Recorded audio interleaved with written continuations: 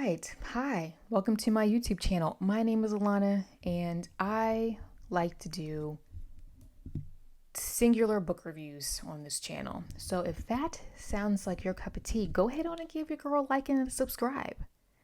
Help your girl out. Today's video, I'm taking a break from the book reviews, and I'm going to do the end of the year book tag. So basically, this is a very short, sweet, and to the point tag about where my reading is kind of going for the remainder of the year. As of this video is going live or is live late November-ish. I'm just past the halfway point of November. Later than how most people probably do their end of the year tag, but still got at this point a month and a half left of the year. So this is what my reading will be looking like the remainder of the year, and I will be giving you guys a sneak peek because one of the questions does talk about it, or ask it, where my reading is going in 2023, because I start planning my reading list way in advance. So I like a list, and I can pretty much read off a list. Let's jump into the questions. Are there any books you started this year that you need to finish? No. Moving on. No, everything that I've started, I've finished. Next question. Do you have an autumnal book to transition into the end of the year? So as of this video, it is heading into the week of American Thanksgiving, Thanksgiving in the United States. At this point, I'm actually transitioning into winter reading, but I can just go over some of the books that I read that are nice transition into autumn. Some of these, if you're interested, would still be great winter reads. And these are the books that I read during the autumn season. So there's something about Hilary Mantel's The Wolf Hall trilogy that just screams autumn to me. So I did read Bring Up the Bodies when did I finish this book? September, the second half of September into early October. I read Bring Up the Bodies. Last October in 2021, I read Wolf Hall in October. The atmosphere was perfect. Currently, as of me recording this video, by the time this goes live, I would have finished it, but The Fellowship of the Ring. I'm actually recording this on October the 22nd. I plan my videos that far in advance. This is my third reread, I think at least my third reread of this book, and there's just something about Lord of the Rings that screams fall and winter, and I think it's because the movies were released at the end of the year 20 years ago. Dum dum dum. I read Jane Eyre this autumn, my fourth read of my favorite book of all time. I'm excited to post a review of this. My favorite book of all time. I don't have a review for it. Annotated to no end. Jane Eyre. I mean, it doesn't get better than gothic moodiness and creepers in the attic. Just saying. And last but not least, the review that went up before this video, Demon Copperhead. This is a great transitional fall read. I think perfect. And I read this in August. Did I read this in August? Yes. I read it late August, heading into September. Excellent transitional read because you get a lot of descriptions of Southern Appalachia and how the environment, how nature changes and what it looks like as the seasons change. And the descriptions of fall are gorgeous. Yes. And it's a new release, was released October the 18th of this year. Is there a new release you're still waiting for? No, not really. There are no new releases between the time of this video or recording this video and the end of the year that I'm really excited about or looking out for. There are books that were released in September or earlier in the year that I still want to add to my to-read list. They're on my to-read list. I just don't own the physical copies. So those books I'll just say that were released this year that I still would like to get a hold of and read. Tomorrow and Tomorrow and Tomorrow, which is all over the internet, all over Instagram, all over BookTube. And the only reason why that book is really got put on my radar is because one of my bookish friends, Haley, she recommended it to me. She knows my reading taste, and she is good at predicting books that she thinks I will like. And she said that based on just the way that it's written, she thinks it's something that I would enjoy. So that is on my list. Lepvana. I was planning to read Lepvana this year, and I just didn't get around to it. I actually ordered it, I tried to order it twice because I really wanted the paperback edition because I don't like hardbacks, and I was getting it every time I would order it from Blackwell's. I guess I got it and it would sell out, and so they would have to refund me my money. I'm just gonna wait. I'll just wait later. I might read it next year, I might not. Stone Blind by Natalie Hayes, which is a Medusa retelling. I talked about this several videos back. I was gonna purchase that book this year. I can wait. I can wait. I'll get to it when I get to it, but I still want to read it. I might read it next year. We'll see. Ithaca by, can't remember the author's name right at this moment. It is a retelling from Penelope's perspective while she is waiting at home in Ithaca for Odysseus to return back from the Trojan War. And there was a review that I read about it that says that I think this person is is majoring in the classics, or knows a lot about ancient literature and retellings, and knows how to also view them from a more scholastic point of view, and says that it is one of the most unique and authentic retellings that she's read. So I was like putting that on the list. I may try to get to that one next year, but we'll see. So yeah, those are books that are recent releases, I'll say, that are on my radar, but nothing coming up as of now to the end of the year. What are 3 books you want to read before the end of the year? Conveniently, they are already there. The main focus, and by the time of this video, I will already be reading it. This brick, War and Peace by my boy Tolstoy, because why? I like a thick book. But sometimes when I look at War and Peace, I'm like, this is why? I saved this one for the end of the year, because this is the time of year where there's a lot of holiday time off in the United States. And in my line of work, I get national holidays. Do I get state holidays? Not really. I get national holidays off. So, and of course the big holidays. So I have, in the month of November, I get election day off. I get Veterans Day off. I get 2 extra days off for Thanksgiving. I get Thursday and Friday off for Thanksgiving, and then we have Christmas. And I do use it, my own personal time off and my leave, to take quite a bit of time off as the year winds down, just to kind of hibernate in my stretchy clothes and eat leftovers. So, and I get a lot of reading done. So I'm saving War and Peace for this time of the year, because I will have more time on my hands to just dive into this monster. And I find that for me, in order to keep my momentum going with these big books, I have to knock them out in 6 to 8 weeks, or else I get bored. So I'll be able to have long periods of time where I can just sit and read uninterrupted because I have time off work. So War and Peace is the priority. I really think War and Peace, because it's so big, counts for 3 books, but I'm gonna mention 2 others. They all fall over and they all fall down. Okay. Mary Stewart's 9 Coaches Waiting is I've had this on my shelf for about 2 years now. It is considered a Jane Eyre retelling. We have a woman who goes, she's hired as a governess in this nice abode, and she is the governess to a young orphaned boy, and of course there's a guy at the place, and I guess there are feelings that get caught. So yeah, and I think, is there a bit of like a thriller element to this, mystery element?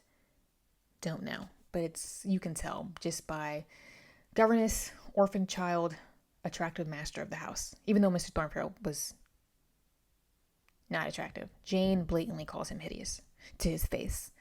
Jane is a savage. So I'm actually looking forward to this, and it'll be one of those nice, cozy, quick reads to balance out War and Peace. Even though this book looks thick, don't let that deceive you. The font is a decent size. It's deceiving. Also, Daughters of the Deer is a book that I hope to finish this year, get to and finish this year, which is a historical fiction. I would say Native American historical fiction. The author is Native American, Canadian, and has a relation to the tribe that she talks about. So I plan to read that by the end of the year. I'll get those later. Second to last question. Is there a book you think could still shock you and become your favorite book of the year? I will say no. I am anticipating that War and Peace potentially can be a top read of the year. I think I already have my number one book of the year. I will say that I was unexpectedly sent Demon Copperhead by the publisher. I was not expecting to receive it. They reached out to me in the summer, asked if I want it. I said, sure. I read it. That became an unexpected top read of the year. As of this video, it is sitting in the number 2 spot. So I will cheat a little and say Demon Copperhead, because that book lives in my head rent free and you need to read it. You're welcome. Last question. Have you already started making reading plans for 2023? I started making my reading plans for 2023 at the beginning of 2022. Yes, I did, because I do what I want. I'm that person. I am not a mood reader. I like to make a list and I like to stick to that list because it keeps me focused. I love lists. I do. I'm a list maker. And now I do make a list, but I do leave enough room in that list where if I decide to take something off, I'll take something off. If I maybe lose interest in it or maybe want to shelf that book for later, all puns intended. But I also leave room for books that may be published that year or books that I may randomly come across where I'm like, no, I'm going to read that book now. I'm going to shift some stuff around. I'm going to make room for that book. Also, I do like to leave just a little bit, just enough wiggle room for, again, instances like Demon Copperhead, where it may be sent to me. Hello, Crow. It may be sent to me and I'll read it. I do have a rule. If I am going to take an arc or receive an arc from a publisher, I will read it if I accept that arc. So I like to read a little bit of buffer in my room. That in my list. That being said, okay, I'm going to give you a sneak little preview. That crow is hollering. I love crows, by the way. I think they're fascinating. They're very smart. And I like them. Not important. And they're black, and my favorite color is black. So maybe I'm weird. I don't know. I love this sweatshirt, by the way. It's so cozy. Thanks, my girl Lauren, for this sweatshirt. Okay, so this is what I plan to read next year. Some of these are going to be general categories, but I do have some specific books. Second book of Outlander, Dragonfly and Amber. Beowulf. I'm going to reread Beowulf. I read Beowulf in high school and hated it. But I have a very specific reason for reading it, because I'm going to make the argument, I have a hypothesis, that Beowulf is responsible for the basic structure of fantasy as we know it today. So I'm going to reread Beowulf from that point of view, and I'm going to then read Game of Thrones, the first book, Song of Ice and Fire. So I'm going to read Beowulf and then read Game of Thrones, because there's actually something in the opening, like the first chapter of Game of Thrones, that heavily reminded me of Beowulf when I first read it. And I need to tie those ends together, because it's been bothering me for years. Also, when I first read the first Game of Thrones, I've only made it through the first 2 books. When I first read Game of Thrones and tried to start reading it in 2014, I was actually heading into a reading slump. And so a lot of it is, I don't remember it. I don't feel like I really enjoyed it. So I want to go back and revisit Game of Thrones. I actually have no interest in the show at all, but the books I will read. I tried watching the show and I was like, this is too much. So yeah, we have second book of Outlander, Dragonfly and Amber, Beowulf, Game of Thrones, continuing reread of Lord of the Rings, so at least the Two Towers. I'm going to venture into more fantasy. Farseer trilogy. Q-Teen 84. Of course, I'm going to continue my Japanese literature, millennial fiction, Greek myth retellings. I'm going to wrap up the Wolf Hall trilogy. Victorian classics, as always. Dickens is back on the list. I didn't read a Dickens this year, but try to make it to another Dickens. Virginia Woolf. I want to hopefully get to Iris Murdoch. I am going to, the Iliad. The Iliad I'm going to reread for the third time. Okay. All my other times reading the Iliad, the first two times, I was in college and I was forced to read it. And when you're forced to read things, sometimes you don't get on with them. And when you have to read the Iliad and analyze it from a military perspective and look at military campaigns, it's not the juiciest reading. So I'm going to read the Iliad for fun. And hopefully I'll enjoy it a lot more for fun. One thing I'm really going to try to make an effort to do is read from the books I already own. I'm going to try to have smaller book hauls next year, meaning I'm hoping to purchase a bit less and really read what I already own and try to make a dent in some of those books. So yeah, that's just a sneak peek of where my reading is heading in 2023. There's a lot of wiggle room in there, but also some of those books are here. Definitely want to read more Immortals, so Rules of Civility.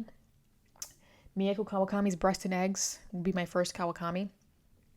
I want to read some more Tudor historical fiction, and I mean like the juicy, not historically accurate, just for fun, Tudor historical fiction. It's going to be a big year for fantasy and historical fiction for me next year. More historical World War II historical fiction, another Jane Eyre retelling, Dragonwyck by Anya Seton. So yes, that is kind of where my reading is heading next year. Oh, Ducks Newburyport is on the list for next year, but I'm going to tackle that book via audio and see if I can go along with the hard copy that I have with the audiobook. I've heard the audiobook is fantastic. I think that'll be my way of tackling that book. Lorna Doone also is going to be a not really widely read Victorian book that I plan to buddy read with somebody. So that's actually it. That's the sneak preview. Subject to change. Yeah, that's it. That's my end of the year book tag. What are you planning to read next year? Are you like me and plan way in advance? What are you planning to read for the remainder of the year? Let me know down below. I am going to sign off. Feel free to like, subscribe, and leave me a comment. Also, feel free to follow me on the Instagrams, where I like to get up to more bookish shenanigans. If you are curious to know what I'm reading on a monthly basis, Instagram is where you should go, because I do my monthly TBRs and my monthly wrap-ups over on the Instagrams. That is all. I will catch you in the next one, which will be my review of The Grapes of Wrath.